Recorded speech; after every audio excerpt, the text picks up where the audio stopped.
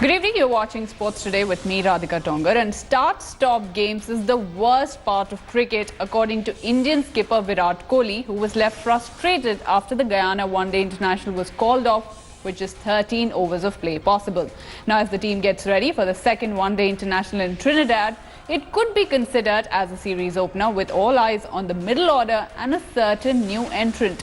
The Trinidad ODI could well be considered a series opener, with Rains playing spoil sport in Guyana. Umpires waving off the sheets. We could have told you that 5 minutes ago that was going to happen. The challenges ahead for Virat Kohli's men continue to be the same. Priority is to keep Indian cricket at the top, play consistent cricket, go out there and win games and find ways to win games for your team. And that's the reason we are one of the top sides in the world. Large shot. And given. India's star opener Shikhar Dhawan didn't have the best outing in the T20Is, but he's a different beast when it comes to one-day cricket. And guess who? It is Cottrell. Not concerned at all. This format will give him space and time to just ease himself into it and not necessarily have to go after the bowlers. So I think he's an experienced enough player to know how to build an innings and get big runs. New batsman in. And gets on the mark right away with a very pleasing shot. The spotlight, though, will be on Shreyas Iyer, who's been handed the tricky challenge of performing at the number 4 spot. Latched onto them. India only require 3 runs to complete a clean sweep against the West Indies. Another player who will be keen to get some runs under his belt is Rishabh Pant.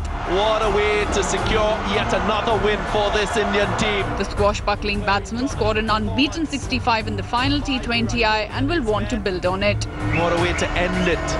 Unbeaten on 65 from just 42. With the winning runs, that always gives you more confidence as a player when you finish games and come out, not out batting in the end. So we're really looking forward to seeing more performances from him like this, and he's got tremendous talent. We all know that. It's just about getting into his zone and doing this more often for the team. Out. Kedar Jadhav too finds himself in the mix after a lackluster World Cup and will want to prove his detractors wrong with a strong performance. Oh, cleaned him up. It is a big opportunity for Kuldeep Yadav too, as the wristy picked the prized wicket of Gale in the 13 overs that were bowled in Guyana. So the big wicket to Kuldeep Yadav, and it's Chris Gale. Oh, that's been smashed. Khalil Ahmed was expensive in his brief spell in the first One-Day International, but Trinidad presents another opportunity to the left-arm pacer to make his mark in international cricket. Through mid-wicket. He's in the mood now, Evan Lewis. The home team will hope for a more resilient effort from the squad as they look to avoid another whitewash. Evan Lewis is rocking the show. Sports Bureau, India Today. He was much shorter with his third delivery. Bora Majumdar, our consulting editor, joins us from Kolkata. Now, Bora, we are of course talking about that number 4 because we didn't really get an opportunity in the first One-Day International to figure out who should appear at that. Looking at the combination that India fielded, you've got Shreyas Iyer in the 11, you've got your Rishabh Pant. Who will you play at number 4?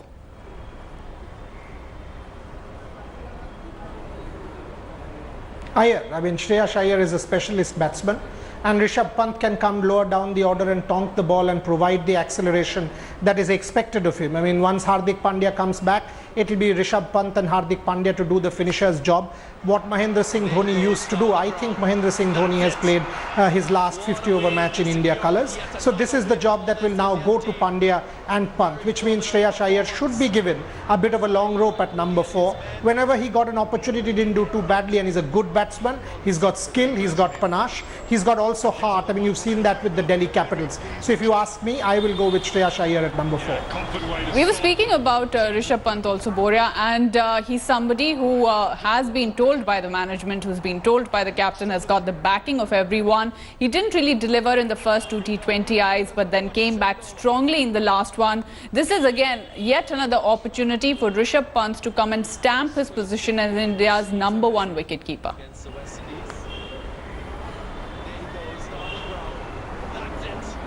Absolutely, and if you see the difference, did you see the difference in approach between the first 2 and the third? First ball he tried to hit a 6, got out because of that slog. square leg, mid wicket is his arc. That's where he got out, because that's his demise as well. Second one, that cheeky shot to third man, again of the third or the fourth ball. The third T20, he gave himself a little more time. And once he gave himself time, along with Virat, whether Virat told him or he did it himself, and once he got in, played the 50-odd balls, he could hit 4s and 6s at will.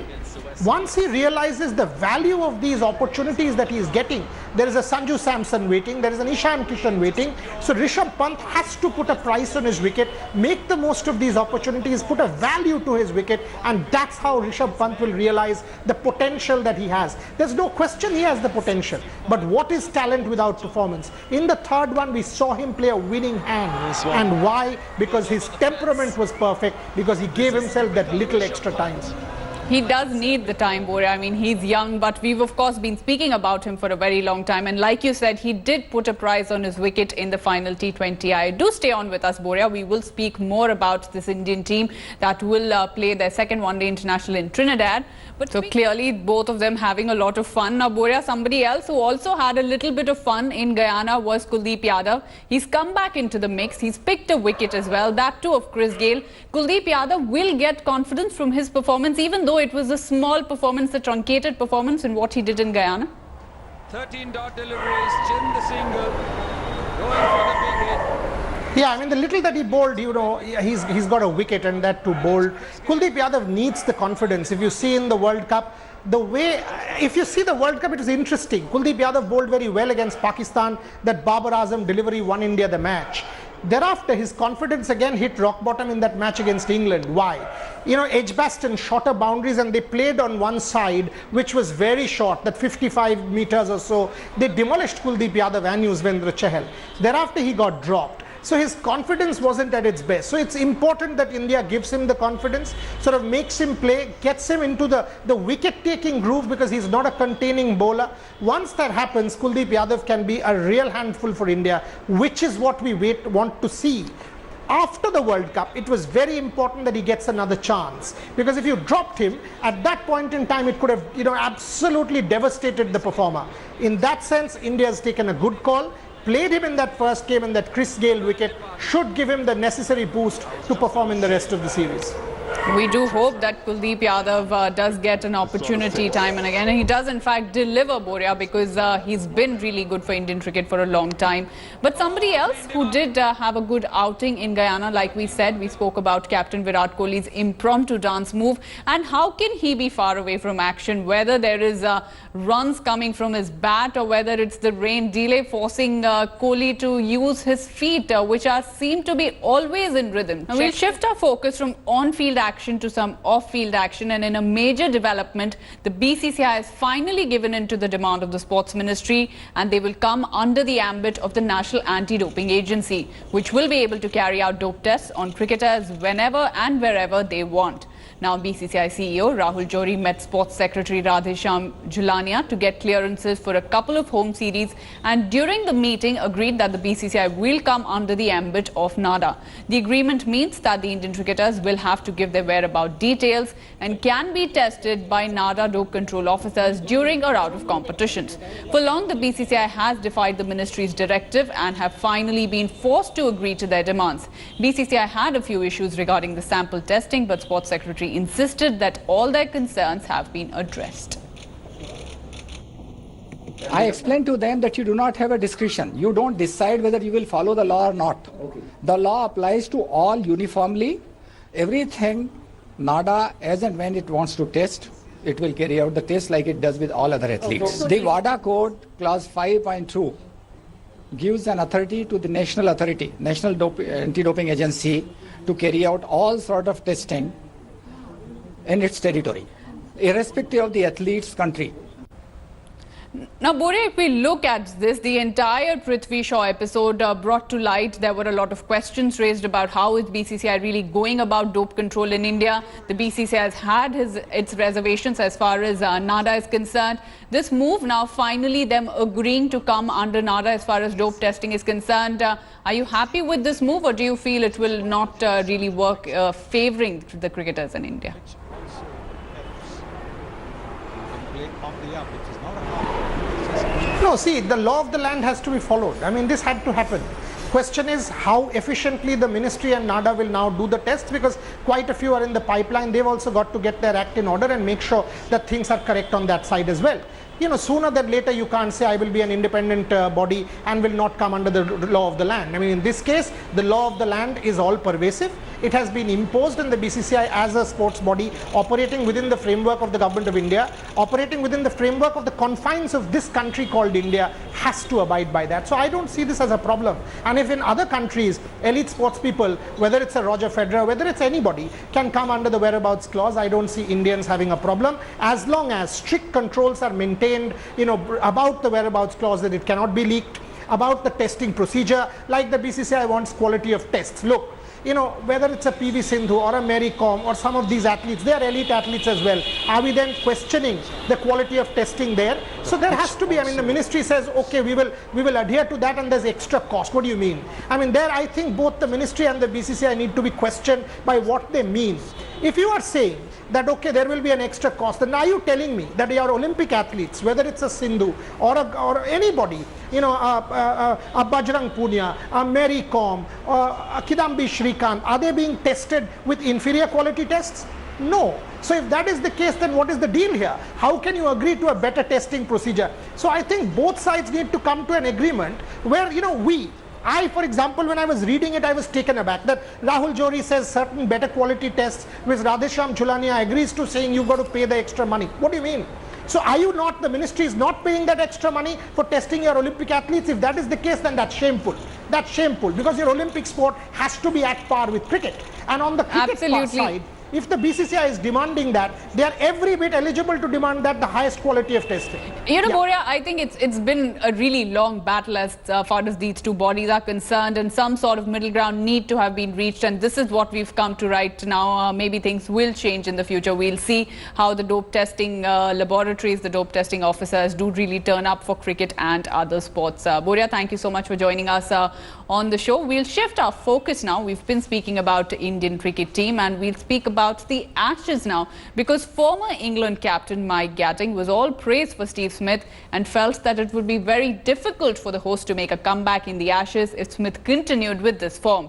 He also had his say on the battle of the Fab Four, putting Kohli slightly ahead of Smith and Williamson. Here is Gatting in conversation with my colleague Rasesh Mandani. Mike, you've been keeping a track of modern-day cricket, the Ashes in action, and has Steve Smith's comeback to Test cricket surprised you, the man and has been able to sort of look like the player of old? Well, it's quite incredible, yes. I mean, he seemed to be so focused out there. But, you know, when you look at the way he plays, it's just quite different to anybody we've seen. I mean, you know, for me, Virat Kohli is probably one of the best players in the world. Kane Williamson's another. And then you look at Steve Smith and you say, well, he is, without doubt, one of the best players in the world, but he does it differently. And the great thing for me is that his concentration levels are just so high. But he does one thing well. He gets his head to the off stump, so he knows where his off stump is, and then the rest is quite easy. And he seems to, if he gets in a bit of trouble, he gets his hands and arms to the ball, but watches the ball quite wonderfully well. And he's such a difficult man to bowl at. So it's worrying for England, without a doubt. You know, if he continues like this, it's going to be a very hard series for England to win. You yourself mentioned Virat Kohli and Kane Williamson. There are, you know, numbers say one story, but who's got the nose in front in your opinion? Oh, look, it's very difficult when you talk about you know, those sort of players. I mean, you know, I just love the way Virat, certainly last year in England, although they lost. I mean, and your bowlers bowled extremely well and very unfortunate. So 4-1 was a bit of a hard call, but you know, the one person that all the way through found a way with the swinging ball to play it was Virat. And I'm sure Kane Williamson would have done the same, and it looks like Steve Smith is going to do the same in this series. So you can only say that, you know, they are players in their eras which are great. if you ask me, really, I'd probably have to say probably Virat, because I just think he plays in all competitions and plays just such a great game, and another wonderful man to watch. Ravi Shastri, someone who you played against, is now the Indian coach. Would he have your vote to continue as the Indian coach? I mean, of what you've seen of Indian cricket closely. That's a very interesting question. I didn't realise Ravi was not coaching anymore. Is up for India? Is up for India? Is it? I don't know. I mean, look, Ravi's been an amazing guy. I played against him a lot, obviously, in our era, and he was a very, very talented cricketer. And he was always a man looking to do something different. And I suppose you can say that when he came in, India needed something different, and he seemed to have brought that. I would not dare to get into cricket politics in India. All I know is Ravi's been a fine cricketer, great cricketer for India, has contributed in many other ways too. Temperamentally strong and rock solid with the willow in hand, Hashim Amla was the first batsman of Indian descent to constantly command a place in the South African squad. His batting was a visual treat, and he will forever be considered as one of the greatest to have graced the game. Amla's retirement from international cricket this month marks the end of one of the finest batsmen of this generation. I think the word Proteas itself has a great depth that many people probably don't understand. To be a Protea firstly means that you're representing 60 million people. And that itself is a great responsibility. Crowd giving deserved applause. Hashim Amla, the first South African to get 300 in a test match. And it means a lot to all of us.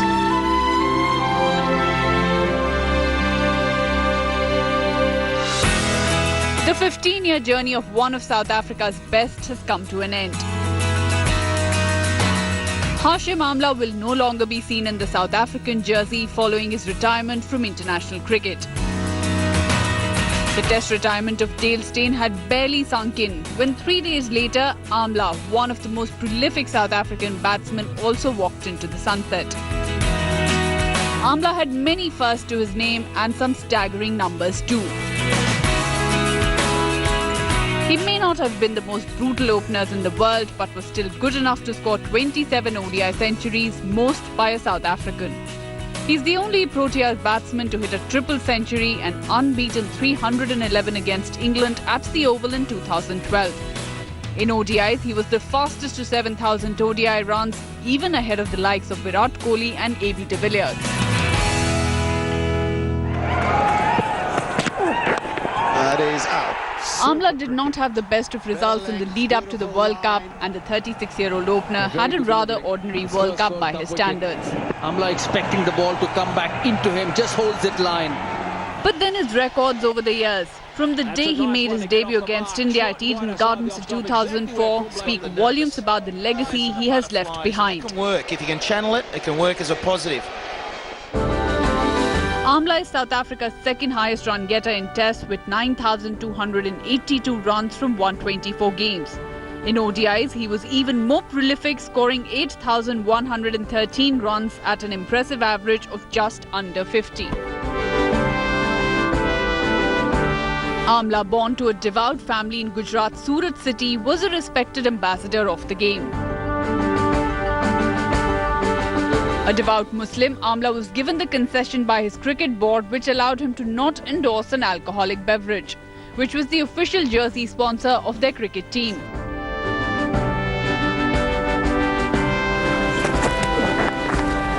To quit cricket is always the toughest decision for any player, and to get the timing right is another big call. Another classy shot from Hashim Amla. Amla knew when his team needed him the most, and also when he needed to pass on the mantle to the next generation. Pitch up half volleys. Sports Bureau, India Today. Short and wide.